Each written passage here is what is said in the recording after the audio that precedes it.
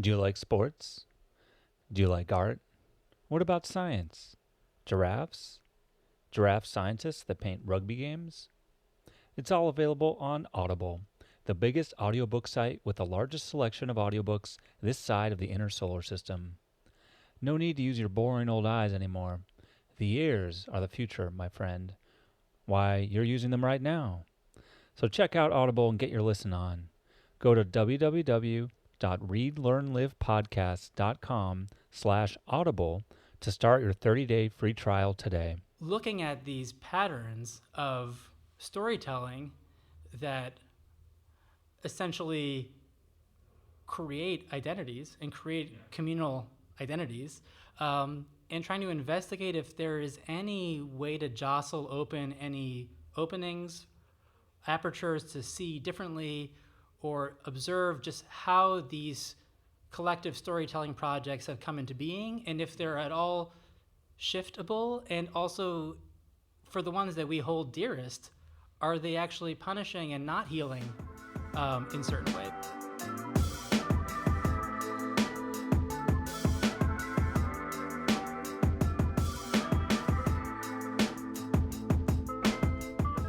Hello and welcome to Read, Learn, Live, the podcast about improving yourself through literature. I'm your acclaimed host, John Monaster, and I'd like to welcome you to episode 71, where I officially run out of room on my bookshelf again. As always, if you have ideas for books you'd like to see featured, or of authors you want to put me in touch with, you can reach me at jon@readlearnlivepodcast.com.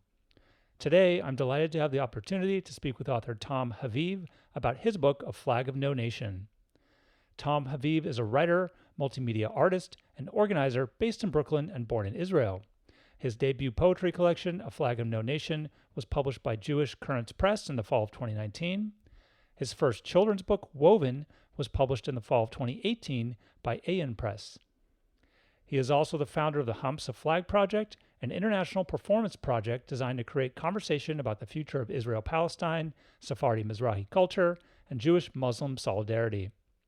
He works with NYC-based community organization Jews for Racial and Economic Justice, where he is an active member of their Sephardi Mizrahi caucus.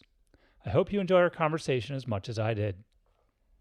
All right, everyone, and welcome to the Read, Learn, Live podcast. I am your host, John Monaster, here in the Brooklyn Central Library on this beautiful Sunday afternoon, joined by author Tom Haviv. Tom, say hello. Hello, hello. Thanks for joining me. Real excited to talk about A Flag of No Nation, your book of poetry and so much more, as we were discussing. There's a lot to it. So just to kick things off, maybe if you could tell us a little bit about the book. Yeah. Thank you so much for having me. I'm really excited to talk about the book. The book has been many years in the making. It's about a 4 or 5 year writing process that has only in January come to fruition and is still having its kinds of different kinds of growth and expressions as it's come into the real world, and I'll get into that more. Yeah. It is nominally a book of poetry, but as we said off air, it's also a book of nonfiction, an oral history of my family. It contains allegory, folktale, performance pieces, political visions and proposals. But I think that the central thread is a family narrative.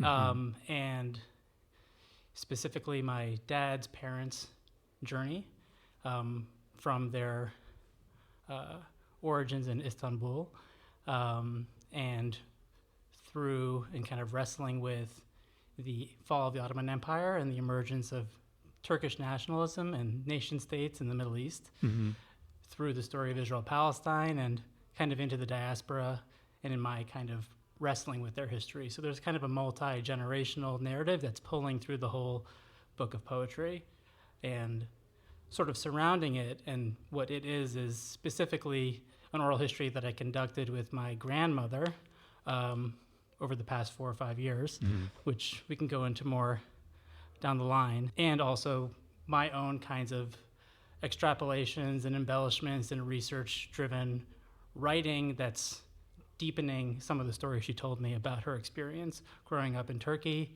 and getting involved in the Zionist youth movement and wrestling with the reality of the Holocaust.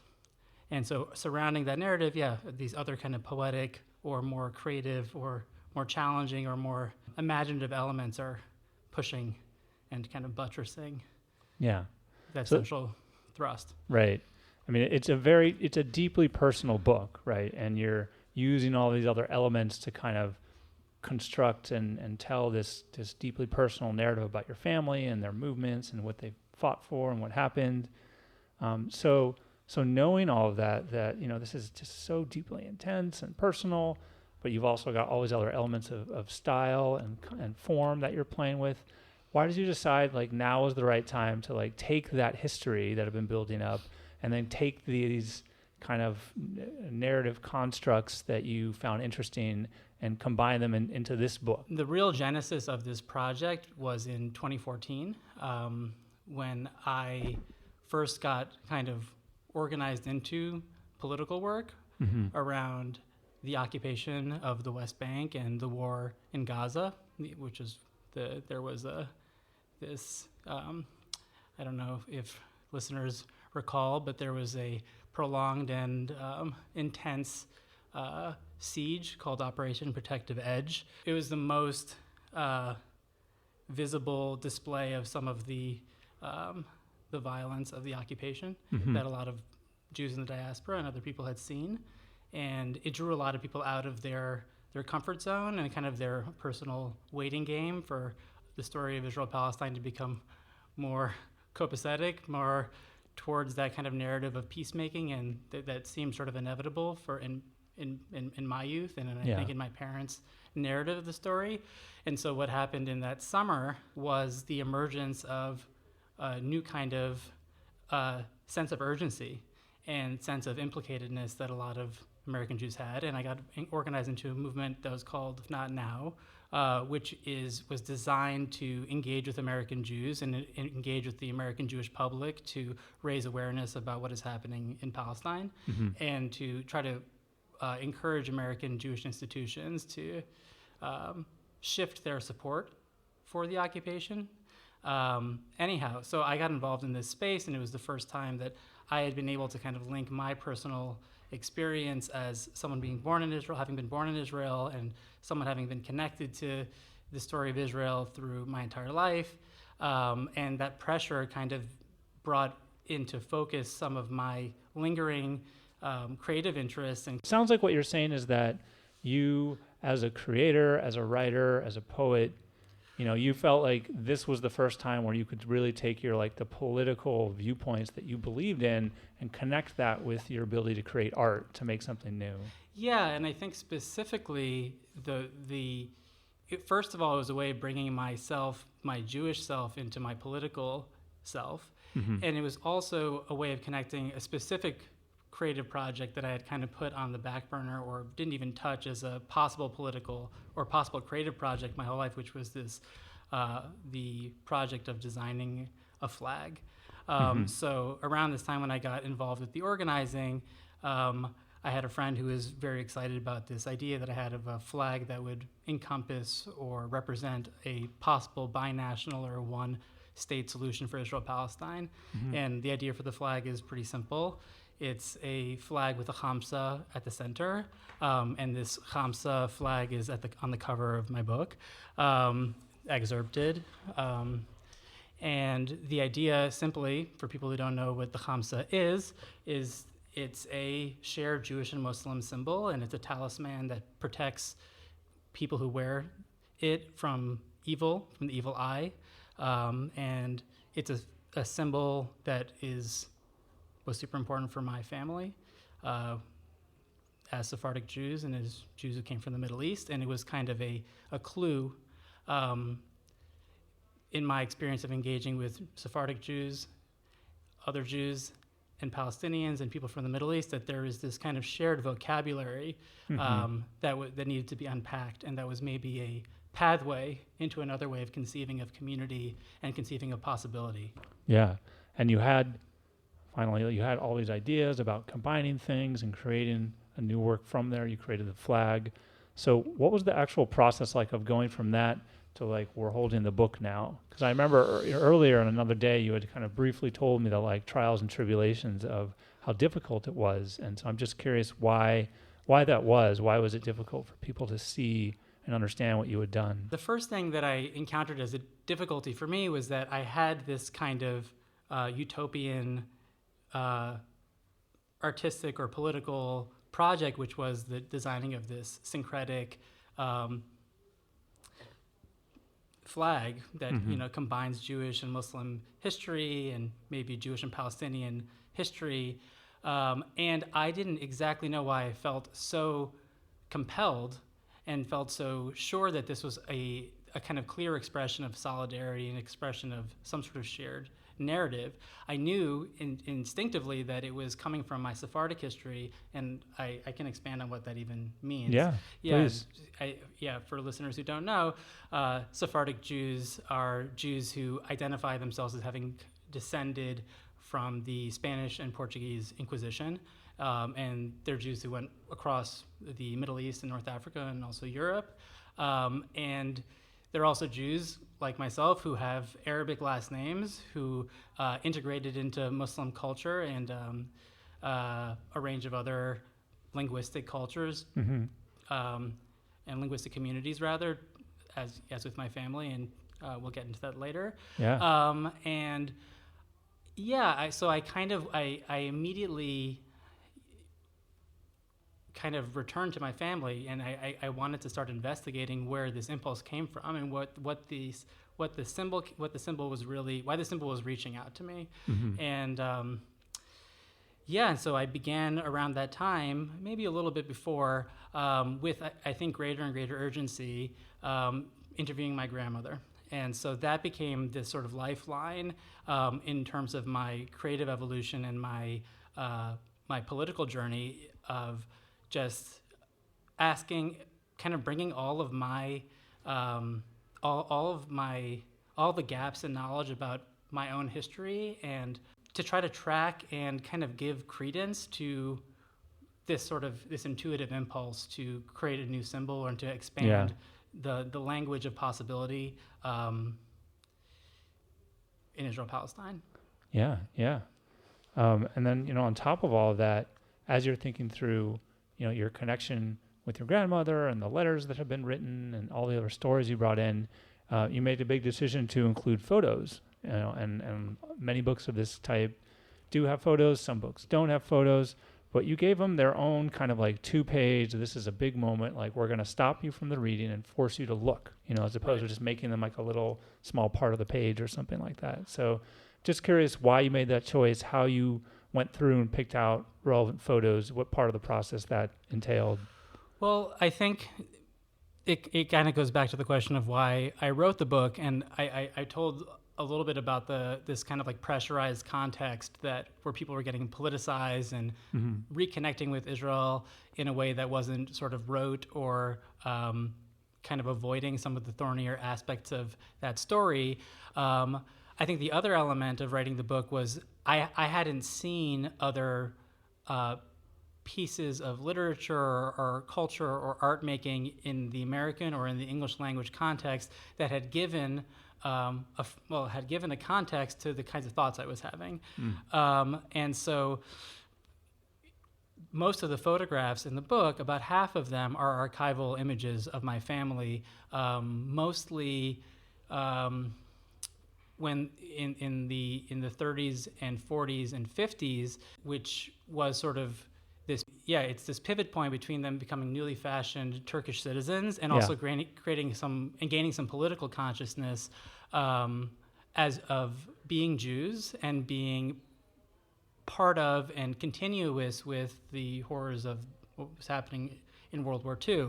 And so it tracks my grandparents' story of getting involved in this underground Zionist youth movement in Istanbul where they met. So the archival images are from that time, and also a little bit when they arrive in Israel in 49. And afterwards, the other images later in the book are in color. So it goes from this sort of black and white, sort of immediate full spread encounter with also, I think, maybe not legible who the characters are. Right. Images that they are detailed in the back toward the colors that make up the Hamsa flag. Mm-hmm. So it's a process of kind of chronological and also images of my grandmother, my late grandmother who passed away in the spring, and also the subject of the book, an image of her in color. So it's chronological, and it's also showing this activation from looking at ancestral work and also retrieving information about history that I didn't know and activating kind of a new political possibility that springs from it, which I can elaborate on more soon. Yeah, no, that's pretty impressive. I mean, you put that level of detail into the photo progression, so I think that yeah, and I like that a lot. I'll also say, just because this is auditory experience, that the book is it's a visual object. It's very specific, and I'll just say that the flag itself is turquoise and copper, and the idea of that also is it's a metaphor for a kind of political or imaginative or spiritual activation, as turquoise is a product of copper being oxidized by water. So as the book progresses, we see more images of water, more images of desert, and the creation of this turquoise copper solidarity symbol. Yeah, and I think you generally raise a good point for everyone listening. Obviously, you can't see the book, you can't see inside the book. As we start talking about the book more, there are different parts of it, whether it's allegories or performance texts or poetry or just reconstituted voicemails or whatever they may be. So there's just like a lot of different structure and things happening, even along the photos. So it's it's a very unique book just in that sense. And so I think it's interesting to think about how you're trying to get your point across and transmit information kind of across all these methods and mediums, assuming that, maybe not everyone will get all of it, but maybe there'll be some more photographic, oriented people, or people that prefer the poems, or you're just giving people a lot of options here in terms of how they connect with the story. And I think that's very different from most books. Yeah, I think there's a lot of different entry points to the book, exactly as you're saying. I also think that part of the subject matter of the book is my encounter with the storytelling and story making that I've inherited as an American, as a Jew, as someone who's connected to Israeli history and culture, and an encounter with just the actual sort of processes of telling a story. And I can get into that more down the line. But I think I just want to put that into the conversation, that it's not the book is partially trying to recapture and presence specific Jewish stories that are not told. Yeah. And also trying to give the reader an opportunity to engage with storytelling, not in a face value way. Yeah. Not in a literal way only. So I think you said before we started, I hope this is okay to quote you. Yeah. It's a multimedia text, so there's this kind of odd infotainment element where there are these sort of moments where it's like, by the way, this is the history of the Ottoman Empire. This is what happened with Jews in this context. Yeah. And then it also kind of it says this on the back of the book. It's about Israel, Palestine, and the mythologies of nationalism and all these things. And then you open the first section, and it's this very disorienting, kind of expansive, imaginative landscape. And that's good. Intentional. Yeah. The effect I want the book to have is that people are not leaving with an ideological stance. They're leaving with their imagination activated and entering really this incredibly polarized and charged conversation that everyone has associations with, and most people have like prefabricated ideas of what they believe.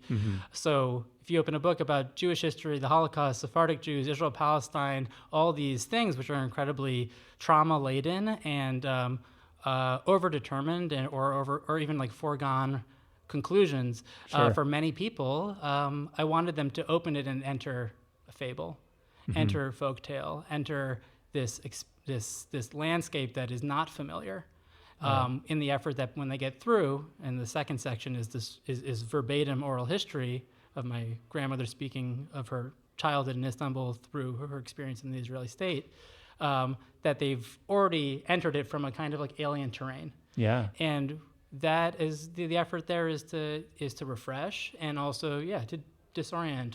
I mean, I think that's the power of good writing generally, or maybe just good storytelling. It's that you're able to kind of get people out of their minds and into someone else's mind and get them thinking in a different way about, okay, well, I've held on to this belief forever, but maybe it's not quite 100% right, and there's like a seed of doubt planted. Then you can, they can learn a little bit more and make a new decision for themselves. So I like that idea of kind of just like resetting. I think that there is such a kind of, there's a deep dive into family intimacy and family narrative, all these precious stories in the center of the book, but there's also this effort to kind of defamiliarize people with what they expect a story about Palestine or a story about Jewish history to be. And we can expand on that. However, let's hop into the book. I mean, there's so much in there. So I think for each part, I tried to pull off stuff that I found interesting. And, there was this kind of the beginning of the book, Island, is an allegory. Like you said, it's sort of the folk portion, and you're dropping people into this wonder world, and things are obviously very different. And so the children in that story, I acted as the eyes of the blind members of the colony. And at one point, the adults were kind of amazed to find materials they were touching matched the descriptions the children were giving. Like, it's just, that really struck me in the sense that, they were expecting lies, like what does that mean? And I guess I wondered the extent to which we may like naturally think of the children's view of a world, just by it being a children's view not being as useful. Maybe kids are not adults yet. We can't trust everything they say. They don't get it. They don't understand. And so is that why the expectations were set the way they were by the adults? Or is there something else kind of a play there? Yeah, I think that's an interesting question.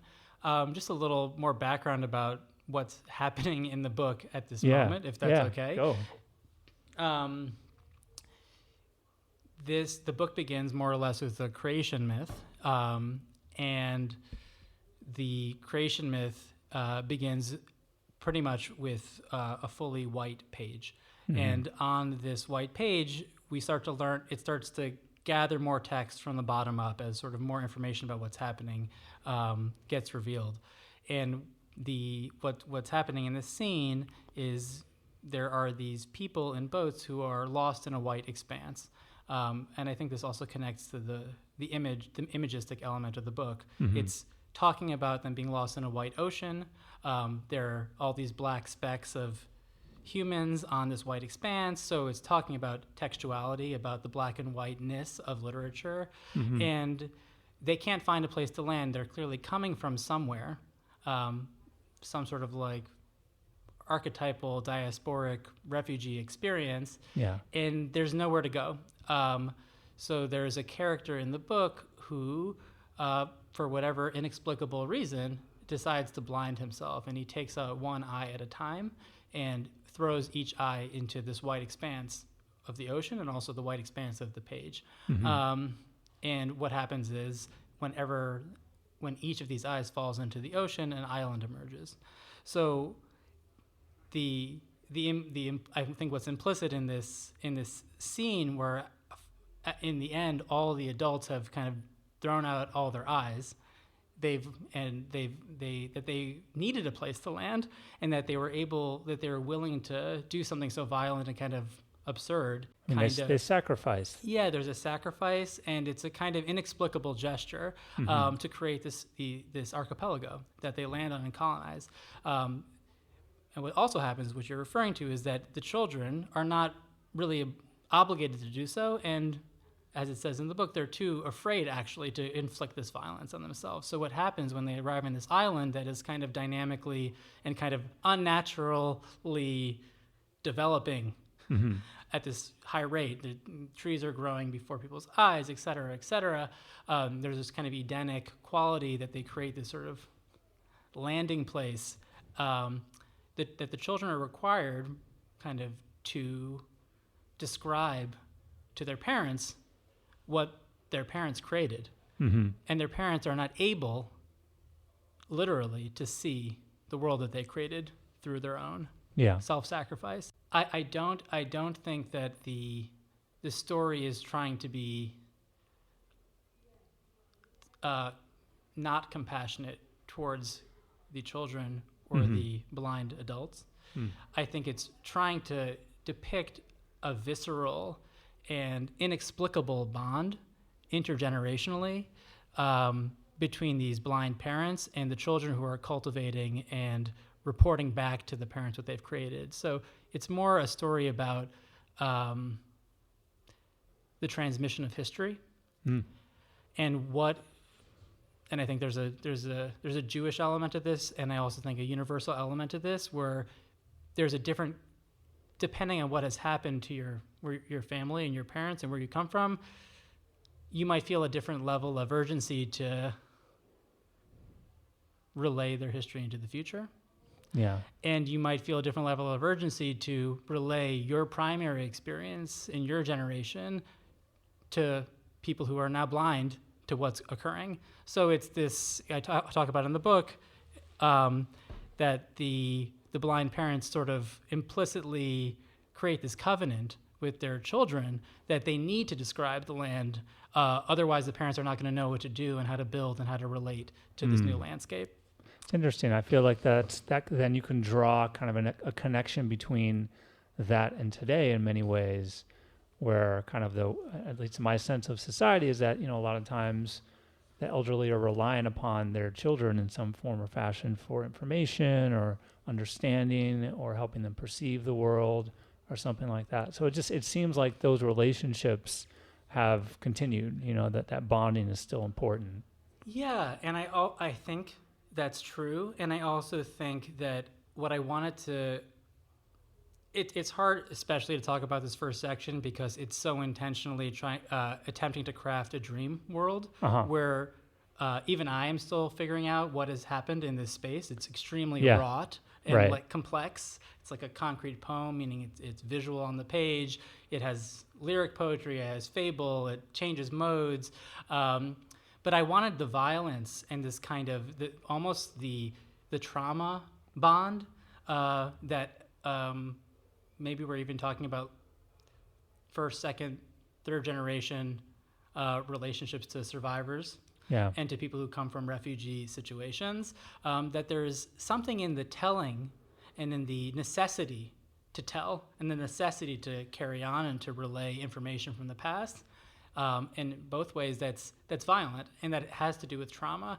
And I think that, zooming back out to what the book is trying to create space for, is looking at these patterns of storytelling that essentially create identities and create communal identities, and trying to investigate if there is any way to jostle open any openings, apertures to see differently, or observe just how these collective storytelling projects have come into being, and if they're at all shiftable, and also for the ones that we hold dearest, are they actually punishing and not healing in certain ways? So I guess the other side of this book, which is why it's very alive to me, not just because it's dealing with oral history and some of which is oral history about communities of Jews that are not talked about often, and also because I used this flag in different kind of political work, which we can get into later. But also it's a question of, is in these super polarized kind of, like, as I said before, overdetermined conversations about Jewish history, the Holocaust, Israel-Palestine, what our relationship to all those constructs are,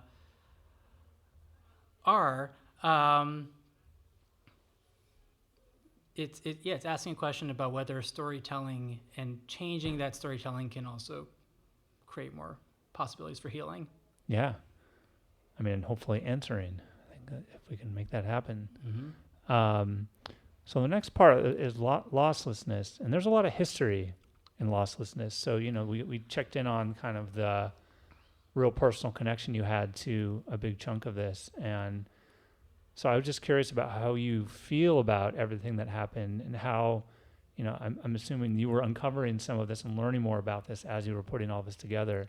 So how did learning more about the specifics of your family and its kind of trials and tribulations affect the way that you perceive things and maybe affected the way that you put the book together? Part of the journey with this book, and I tried to explain it a little bit when talking about having been organized into If Not Now in 2014, was and is an encounter with Jewish community. And one specific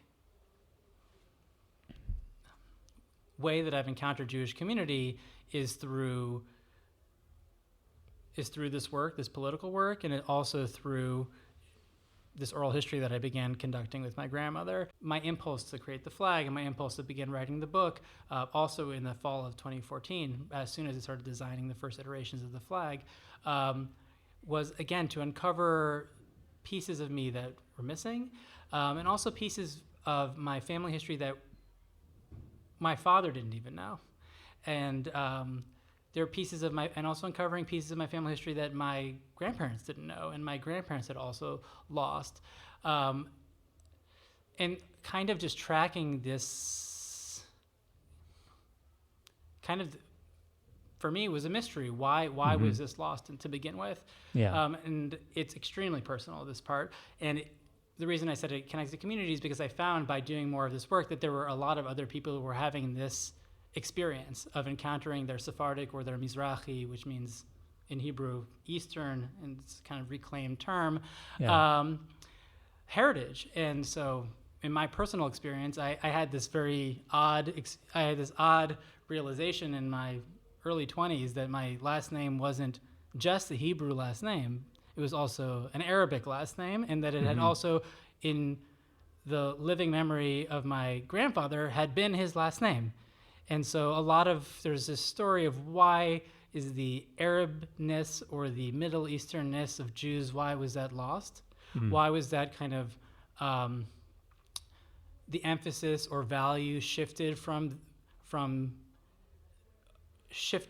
that immediate history to the emergence of an Israeli identity? And what was to gain from that? I had also progressively learned more about native dialect of Sephardic Jews, which is called Ladino, and I had learned that I had grown up hearing Ladino, but I had never known what it was.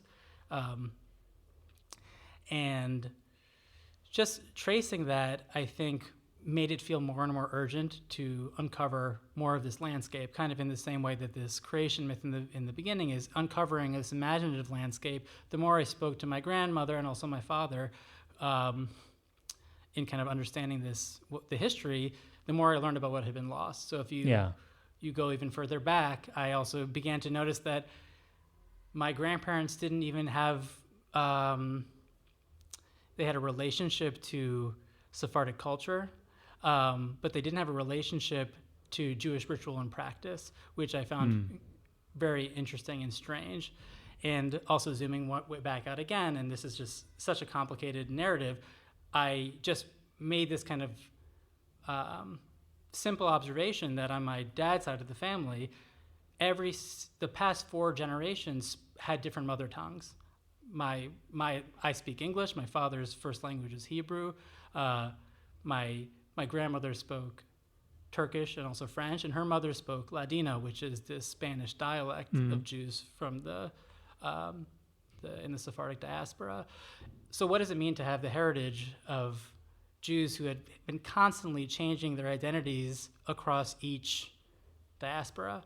And what's the residue of that? Like, what is the upshot? What is the cultural kind of artifact or expression of people who are not fixed? And so that kind of like lack of fixity, that complexity, and I think I talk about it in the book later on, are is it fair to call my family Middle Eastern Jews, Sephardic Jews? Are they Turkish Jews? Were they Ottomans? Were they Greeks? Were they Israelis? Are, I think my father has jokingly called himself a Hebrew. Are we?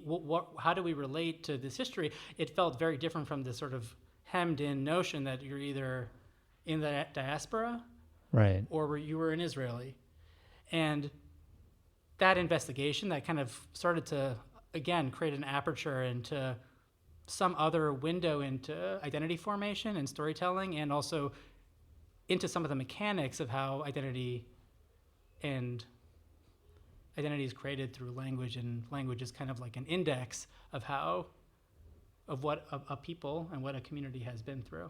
Yeah.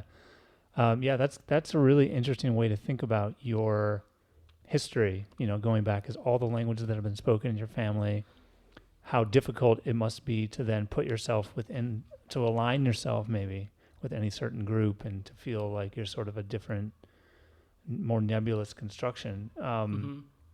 And to think about language. In Allegiance, you talked about language and how the modern Turkish state set this new paradigm for Sephardic Jews that promised the new ethno-national identity of Turkishness, right? And this was like, I'm just so curious to know about how language is connected to identity, and then, what happened to your family as all this happened, right? Because your family is coming from all over the place. It maintains so many identities, but I feel like once this happened, its identity was kind of brought in line and said, okay, well, we have this new paradigm.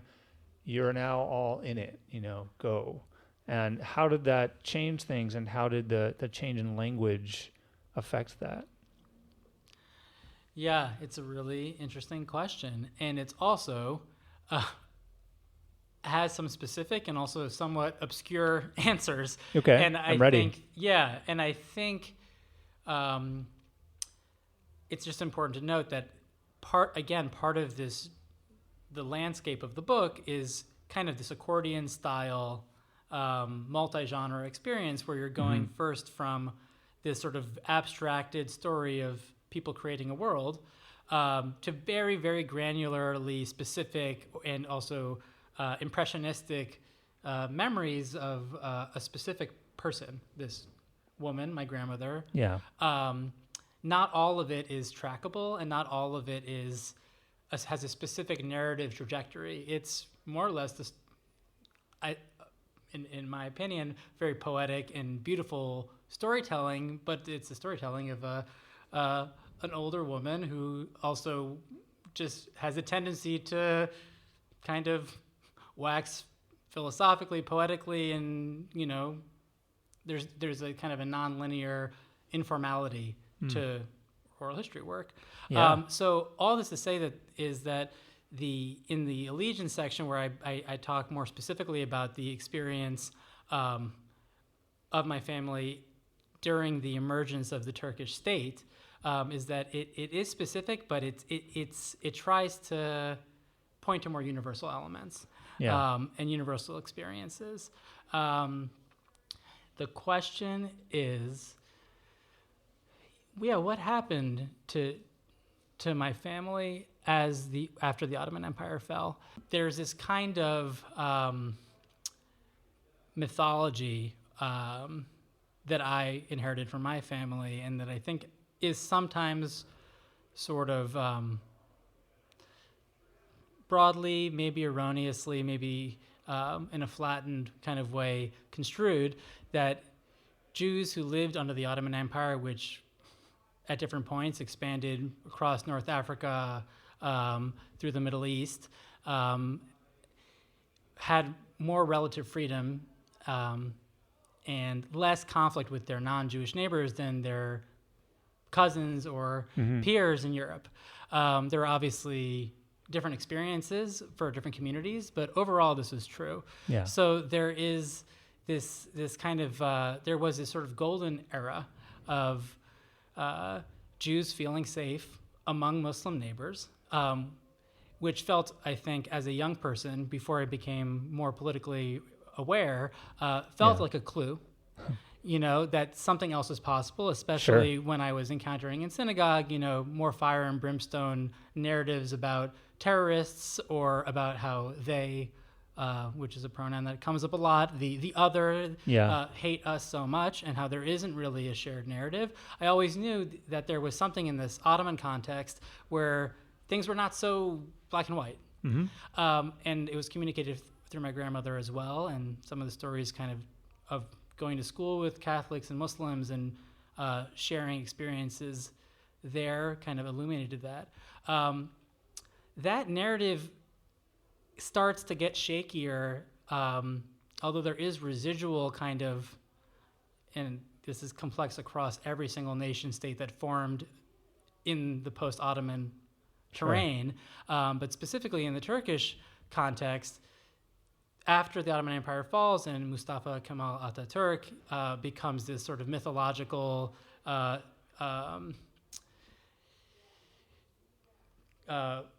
of leader of a secular and modernized Turkey, he and his regime, they start to enact what would be seen elsewhere as just sort of the standard tropes of extreme nationalism, which is that there's a single identity, a single ethnic group that has a kind of ascendancy, and that groups that are somewhat contiguous or overlapping, their kind of ambiguity as subjects would become an issue. So it became very important for my grandparents to become Turkish.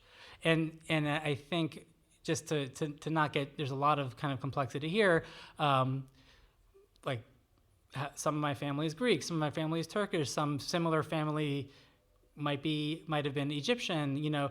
All these kinds of identity signifiers they were created after the collapse of this empire. So prior to the collapse of this empire, they were probably just Jews. Yeah, they were all one. They were Ottomans, and they had a very special relationship with this place where they had felt, and there's some writing about, and it's in the book as well, Jews having felt that the Ottoman Empire had redeemed them from this exile and this genocide in Spain and Portugal in ways that Sephardic Jews who had went to Latin America had not been able to find. They were not able to find that redemption, and the Inquisition persisted. So what happens in this context? There's just this irony that as my grandparents are kind of just becoming Turkish, that the situation for Jews globally is becoming more extreme. So it's the allegiance section is tracking this kind of irony that they're kind of going into this narrowed narrative of what it means to be a subject in this new state and as Turks, and then also this kind of like other narrative where some people for the first time are realizing that they're Jews and that they're not just part of this Ottoman kind of landscape. Landscape is the theme of this conversation today. Which is, I think, somewhat intentional. So it's bringing more people into the idea of Judaism. Kind of, it's awakening them. Yeah, I think so. I mean, I can only speak from my family's perspective, but my grandmother writes in the book that she began to come into consciousness as a Jew as she learned about what was happening, and this was the first time she prayed. So her family was not religious, which is a whole other story.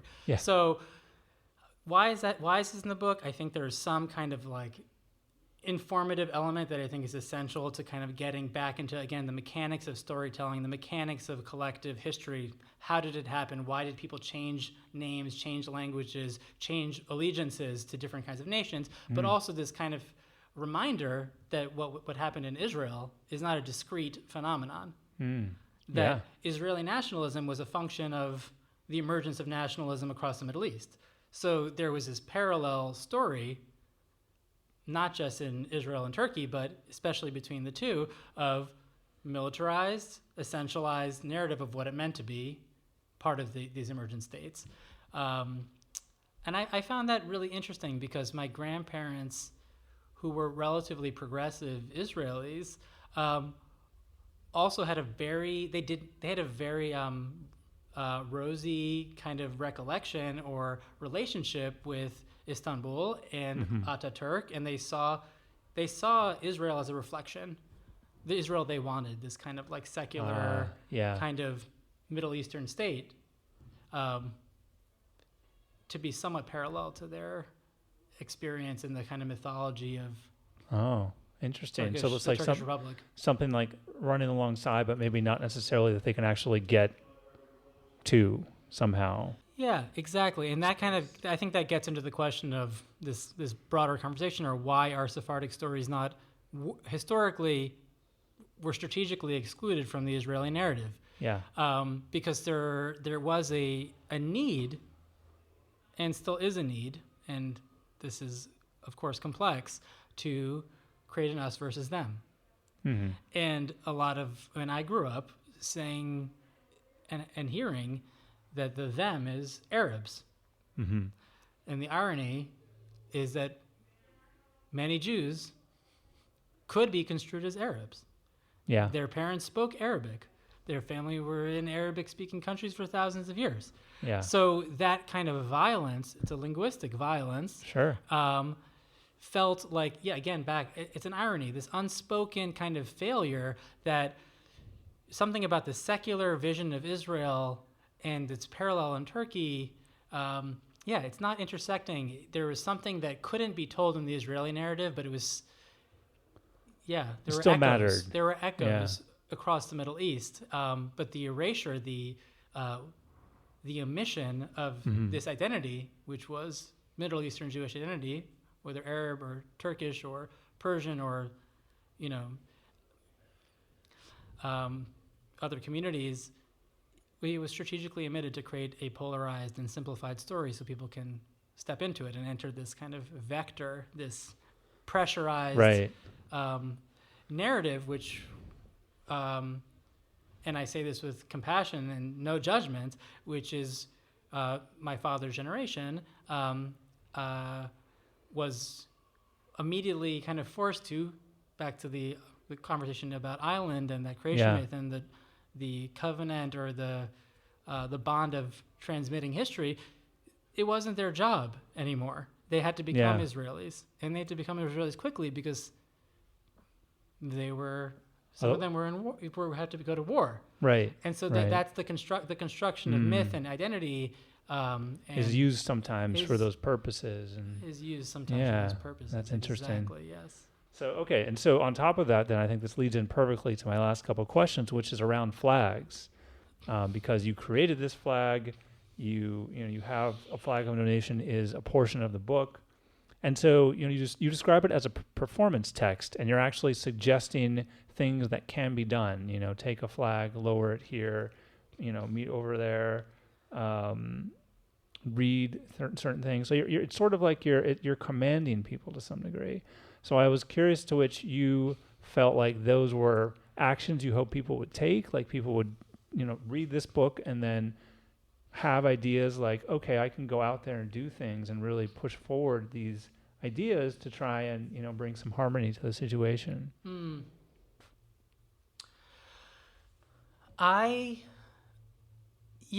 Definitely some of these texts have been used for performance in the past. But and installation and kinds of different playful ways of engaging with the idea of a kind of national flag, even if it's utopian or imaginative. And I also just sort of bookmark that and say that even though the flag project began as this kind of idea of a kind of breaking the binary of Jew versus Palestinian or Jew versus Muslim, or talking about this one state, it ended up opening itself even further up to just an investigation of nationalism. And so more kind of looking at it as a flag that tests people's perception of what flags do and how we relate to violent histories and violent nationalist histories that have commanded, you use the word commanding, that have commanded large swaths of people to act in certain ways and to inform certain behaviors. So it's a poetic flag. Yeah. And it's definitely not programmatic. And I think even though it's been used for different solidarity contexts, it's supposed to, bring people into the question of like, what actually is this object, this discursive object, this expressive object that is the flag, that is what is happening when we engage with the American flag or the Israeli flag or the Palestinian flag or the Turkish flag.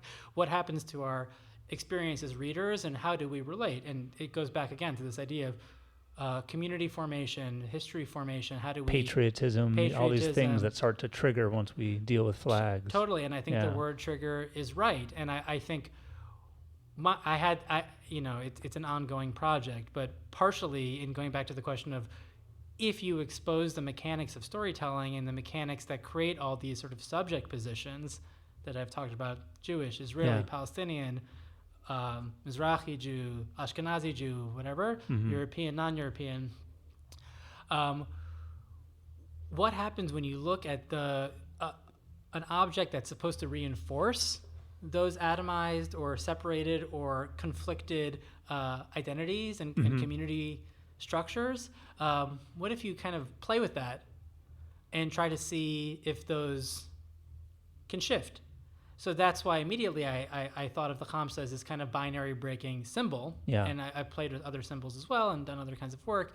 But so I think it is a little bit like, and I think the whole book kind of, I don't know why I was thinking about this before I came to talk, but it was like, it's kind of like a washing machine. It's like if you bring in some of your preconceptions about Israel, Palestine, Jewish history, Middle Eastern history, put it into the book, and spin them around for a while. Keep it moving. You keep it moving, rinse it out, see what it looks like. Just so I think that the texts that are in the section Flag of No Nation, they're directives, and they're talking about how one would engage with this flag that looks like it's being used for different kind of military or nationalist kind of actions. It's also a text for the reader and for the mind to do a kind of like a mental gymnastics around what do you do with flags.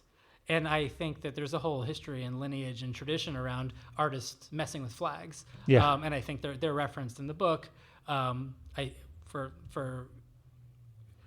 the two that are mentioned that come to mind immediately are David Hammons, who is a Black conceptual artist who is famous for, among many other things, for designing an American flag with the Black nationalist colors. Then there's also Yael Bartana, who is famous for designing, among many other things, a red and white flag that has the Polish national eagle and this Star of David emerging from the backdrop as this sort of somewhat mock, somewhat serious investigation of what it would look like if Jews had a return narrative or return project to Poland. Yeah. And what does that activate? And so people don't like it when you mess with flags. Yeah. And so seriously. Yeah. And so I think, the nerve ending of this strange object that is so reduced, so simplified, like in juxtaposition with all these like incredibly complex narratives that I'm referring to and gesturing towards. Yeah. It's the end of the that spectrum, right? It's the most reduced. It's the most simplified kind of, it's like a word or letter or hieroglyphic that I tried to relate to in the book. So it goes everything from there to this expanded kind of complex narrative of an individual history, of the specific history of Turkish Jews, of a specific dream logic, and then it comes back to this sort of narrowed